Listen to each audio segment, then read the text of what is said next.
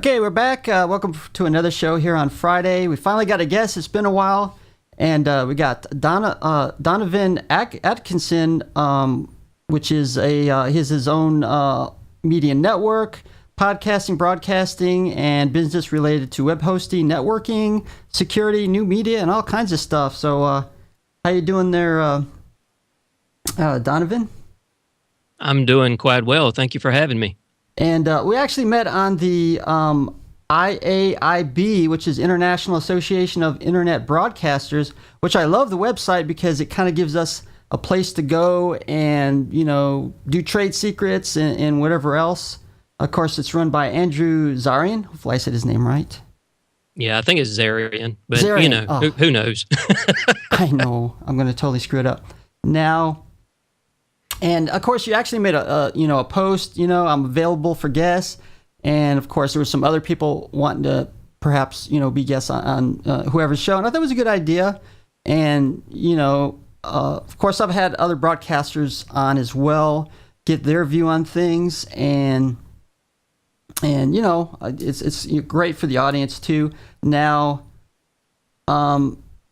it looks like you got two parts, basically. Like on your website, you got the. Now I don't know how to pronounce this. Is it Anero?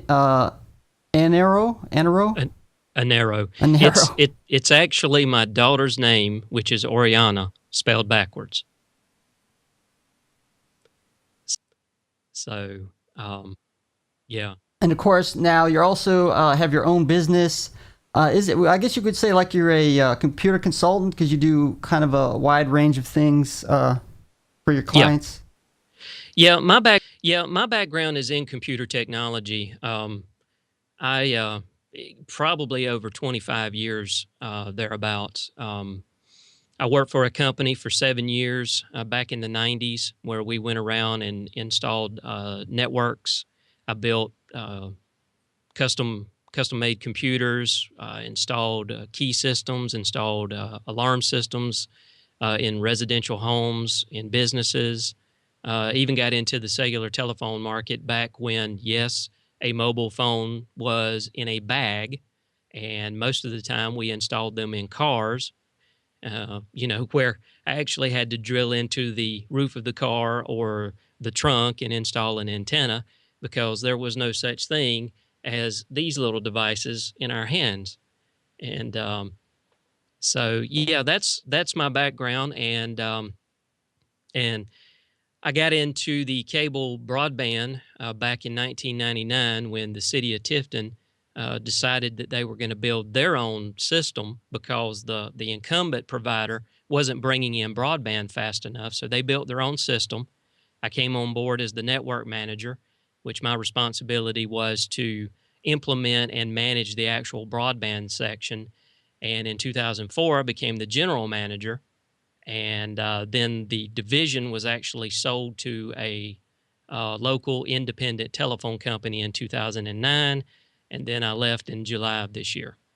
Well, so there you have it. Yeah, of course, when I was reading your website, it mentioned like you were actually using like one of the first type of networking, I think it mentioned. Let me see. Yeah. You talking about back in the 90s? Yeah, like 10 base 2 or something like that? Yep, 10 base 2. That's what came after Twinax, which at that time was the big, thick black cable that tied all your System 30 green screen dumb terminals together. Then we moved over to RG58AU, 10 base 2. And the reason why they called it 10 base 2 is it maxed out at 2 megabit. And, whereas today you have Cat 5 where you run independent runs all the way back to a central location. Well, when it was coax, you actually had to plan the networks out a little better because you daisy chained them. You started from computer 1 and you were like, okay, I've got 10 machines, and you had these T's that you connected into the network cards in the computers, and that's the way you ran it. So it was a little more challenging back then than it is now. Yeah, of course. Now, the business you run now, because I noticed before you said you were you had a prior employer for 12 years. So did you run this business on the side, or? off and on, but I really started working on the consulting side once the job situation changed in July. But now the podcasting and online media side of it, I've been doing for roughly about 2 years. So I started that while I was still working at my former job. Now, of course, I know you started like when you were young, through 12 years old, into you tore down the computers. You actually got also into programming, something I just didn't have the time for because there's so much on computers that I wanted to do. So how did you get started in that? Like, I mean, you just, your family got one, you tore it down, and you just went from there, or? Actually, I was fortunate enough to be able to take one apart in school, and so it was somewhat of a challenge then. I mean, it was one of those situations where you didn't really want to take it apart and then not be able to put it back together. So I went through that, and then I actually, believe it or not, I sat down with the DOS operating manual and read it from cover to cover and tried every command. So that's how I indoctrinated myself into to the MS-DOS world. And then I took programming courses through high school. We were fortunate enough that at this time, they actually started off with a very small, just a small room that was, nowhere special in the school. And they had Commodore 64s at the time. And then they decided that, hey, this computer thing is probably something that we really need to start working on and really build it out. So they actually built a brand new, I forget how many square feet it was, but it was a computer lab. And they actually had Apple IIe's and IBM PC compatible computers in there. And I went through learning basic programming, Pascal programming. I took every course that the high school could offer, and then they created a special studies for me because there was nothing else. This was when I was getting up around I think 11th or 12th grade, and I actually had an opportunity to go to a technical school, won a scholarship. But sometimes when you're 18, you don't make the smartest decisions. I went to orientation, thought it was not really going to be something that was challenging, gave the scholarship back, and went into the job market, which, like I said, was probably the dumbest thing that I had ever done in my life to that point. So, well, actually, what years was this? Because, during that time, well, depending on the time period, a lot of schools, I mean, it was expensive. I haven't really, of course, when I was in school, we had a computer class, but nothing such in depth as like programming. I'm guessing nowadays, it's changed just the way computers are now. But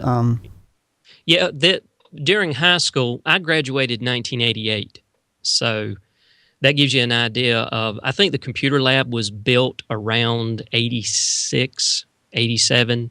It was between 86 and 87. And so when I graduated in 1988, the scholarship was for a 2-year program called the Computer Electronics Technology Program. I think it was CET. And it was a local vocational school in the city that I lived at the time. And they were going through some transitional phases themselves, which is kind of the reason why I bounced out of it, because I went there, I looked at what they were going to do the first year, and it was ironic because one of the teachers that I had in high school, she left the year that I graduated and went to the technical school. And I sat down with her and I said, I already know all of this stuff. And her words to me were, well, look at it this way. You can sit here for the first year without any effort and make straight A's. And I was like, that's not what I signed up for. So that's the reason why I gave the scholarship back. In hindsight, I should have just, stayed there, gone through the 2 years, got the certificate and what have you, because I've been told by my good friends that I'm one of those anomalies. I never went to college. I don't have a degree, but I've worked in technology practically all of my life. And it's one of those situations where I know what I know, but when you have companies that are looking at you going, well, how do you prove it? You don't have that piece of paper, and they won't look at you any further. So I've been fortunate up until, this year to be in the, to have the technical jobs that I've had. And I just kind of fell into the whole management thing. I never intended to be a general manager of anything, but that's kind of the way it wound up at the cable company I was working for in 2004. And, fast forward to today, and here I am doing this.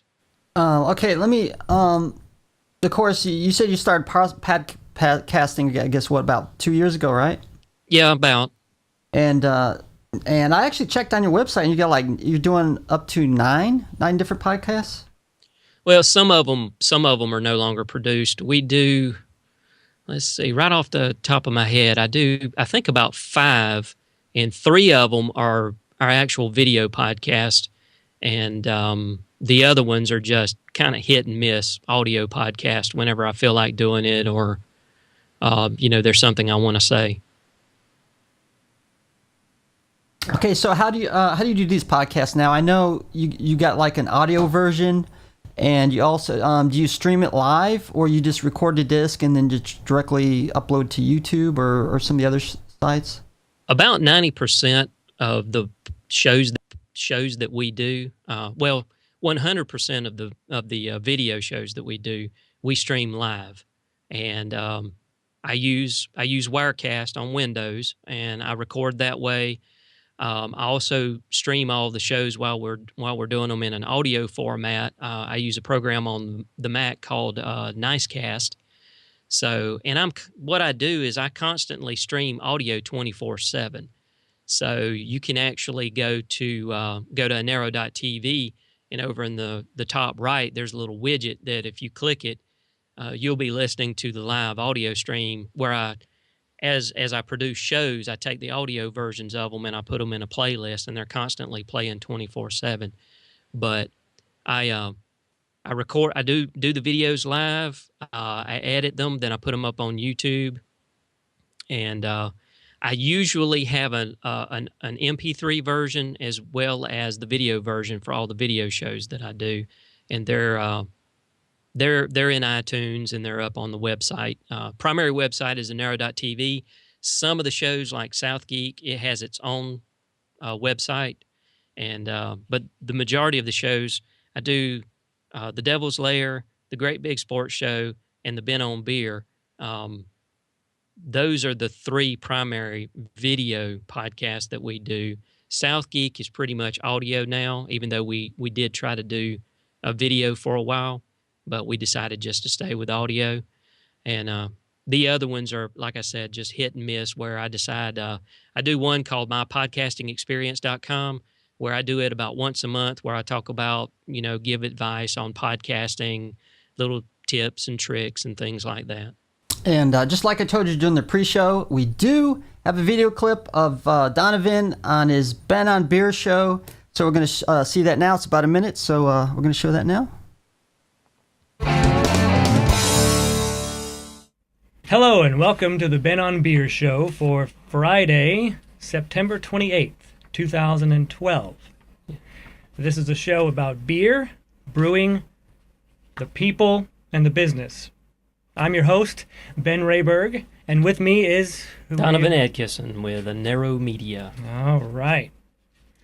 Donovan produces this show and hosts all of the videos and handles all of the syndication and everything. All of that good stuff. So if you have a show idea... Hey, call me. This guy.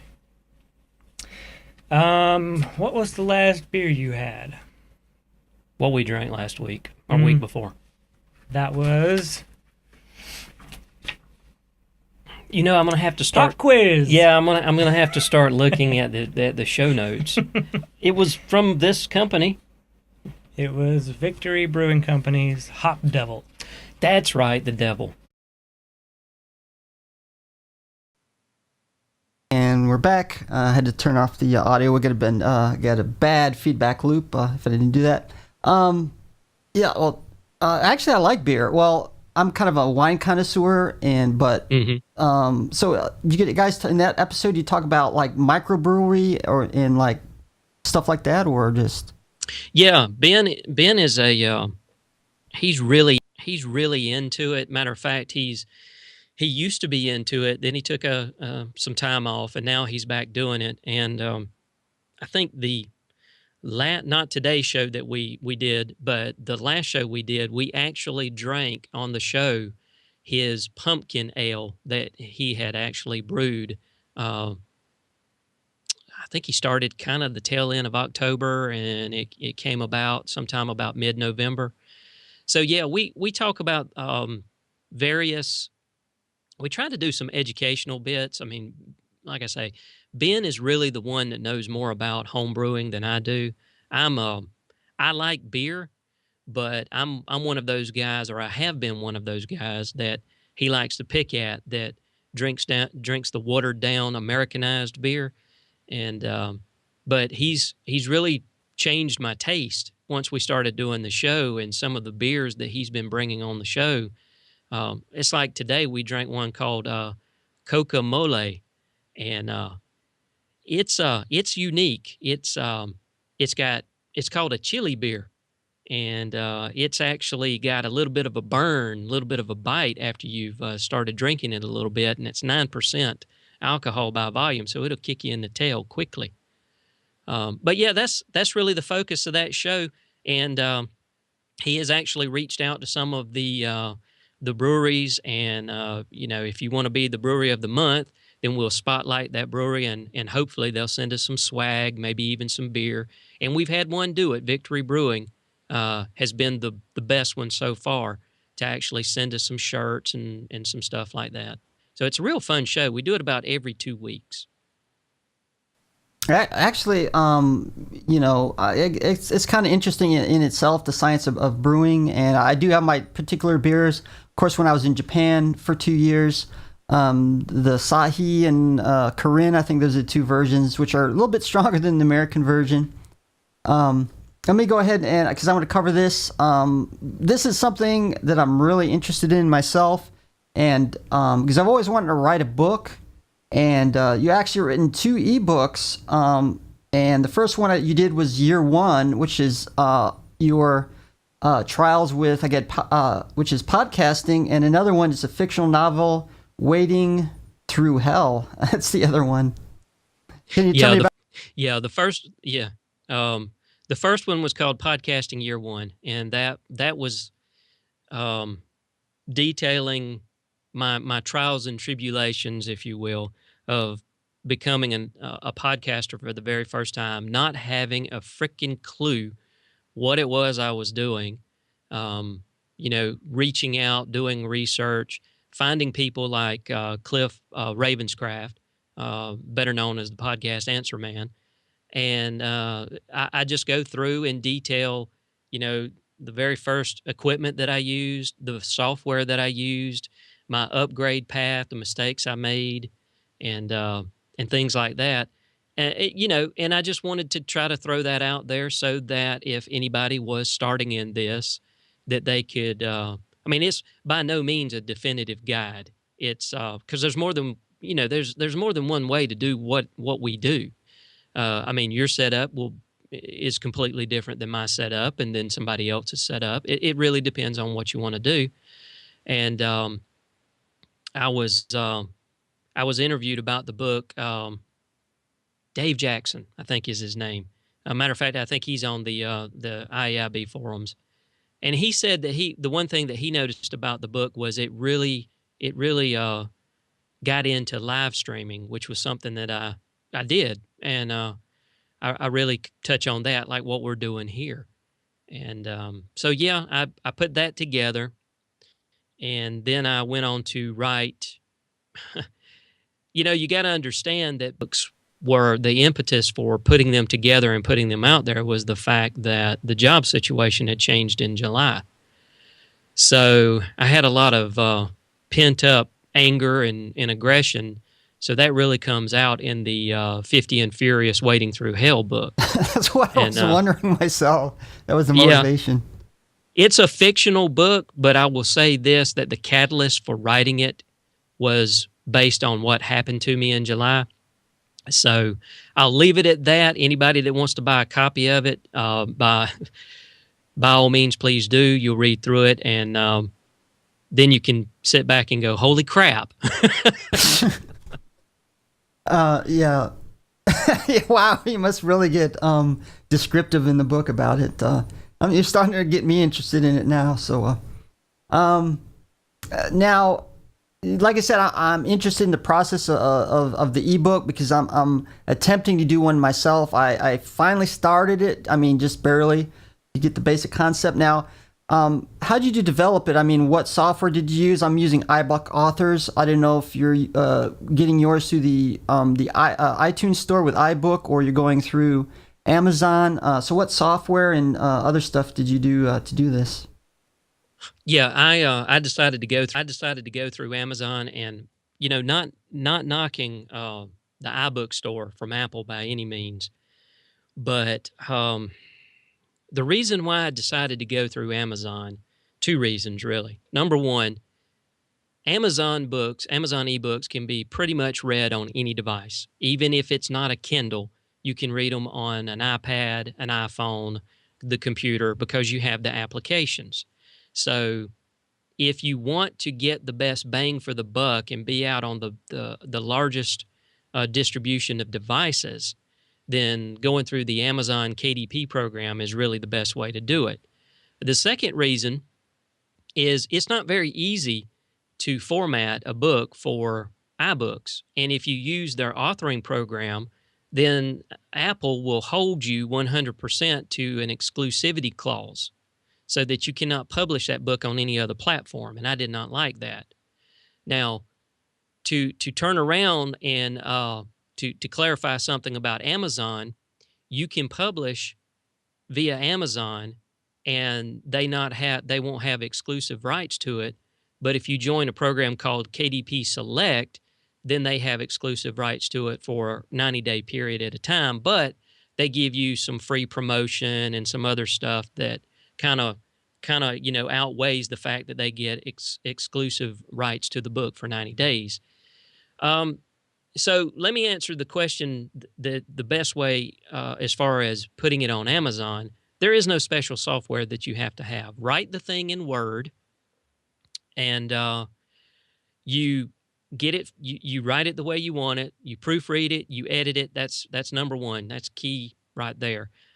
Both books I wrote, and then I turned them over to my wife, who is one heck of a copy editor. I mean, she does line by line by line by line, and when something didn't, especially in 50 and Furious, we went over it and actually rewrote it, segments of it at a time. But once you've done that, you simply save it. Now, there are some particular formatting things that you need to keep in mind, but you save it as a filtered HTML document, and you upload it to Amazon. You can preview it before you actually publish it. There's free software that you can get from Amazon where you can actually take your document and preview it right there on your computer. So, it's very simple. It's not as daunting as you might think when you first get into it, because when I did my first one, the first one being podcasting year one, I did it. Now, granted, it's got a lot of images. I thought I followed the instructions. I published the book. I downloaded the book, and all the images had little broken image icons in it. And I was like, oh my God, what did I do?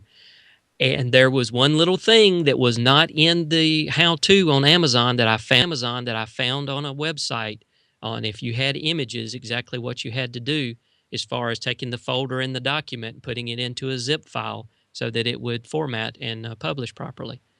So it's real easy to publish through Amazon now. And there's other places that you can go. There's another place called Smashwords. You can go there. You can actually publish your book through there, and they will actually turn around. From what I understand, I haven't done this, but they will turn around and actually submit it to Amazon and Apple, the Nook, all kinds of different platforms for you. But right now, Amazon seems to be the best bet for me.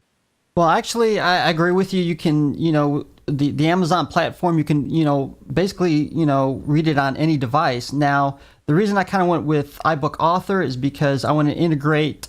I've got a lot of news stories that I've done around town in Corpus Christi, and since I'm doing a travel book, I want to correspond that with bringing the video into the book itself, depending on what entertainment you're interested in. That's kind of why I went with them. Now, I know. Noticed you said before there was an issue when it first came out, iBooks Author, where people were afraid that the way it was worded that you wouldn't actually you write something and Apple would supposedly own it, and that wasn't quite true. They even rewrote it to clarify that you actually owned what you written. Now I don't know if that was what you were talking about in specifically or. No, that's not what I was talking about. I do recall that being in somewhat of an issue, but unless it has changed in the latest version in the terms of service, their exclusivity clause is if you use their author software to produce your book, then you cannot produce that content on a competing platform. It can only be on iBook. That doesn't mean they own it, but that means that they have exclusive rights that if you go and publish it on another platform, they may yank it out of the iBook store. I haven't heard that because, I initially I went to MacRumors, that's where I go, and we talked about it pretty much quite a bit. I still don't know. Actually, I'm going to look into it some more because maybe, it actually is that way. For what I understand, you're allowed to publish in other bookstores, but obviously you couldn't do it with the iBook Author software. It had to be, in the document format, or you can actually, using the software, you can actually export it in 3 different methods: the iBook version, PDF, and then I think it's doc, just a regular document. But do they do doc or do they EPUB? I'm not sure. I think it was just doc, but I could be wrong. But I don't know. Like I said, you might be right. I probably need to check into it some more just to be sure. Well, if you do find out, I would definitely like to know because, I seriously would like to produce Podcasting Year 1 to go in the iBook store. But that was the one thing. It was the one thing that I remembered, what was it, about 2 years ago when the iAuthor program first came out. That was one of the sticking points was because, you can go the traditional method, if you will, and publish a book to the iBook store, and it's not an exclusivity issue. But if you were to use their software, I do distinctly remember in the first version it said they didn't own it, but they had exclusive rights to the content.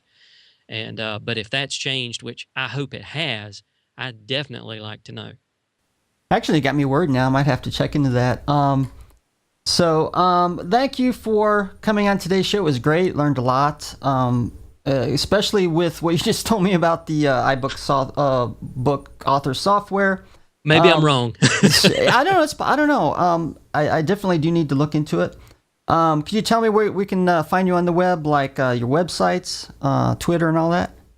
Well, the easiest thing is just to go to about.me/GD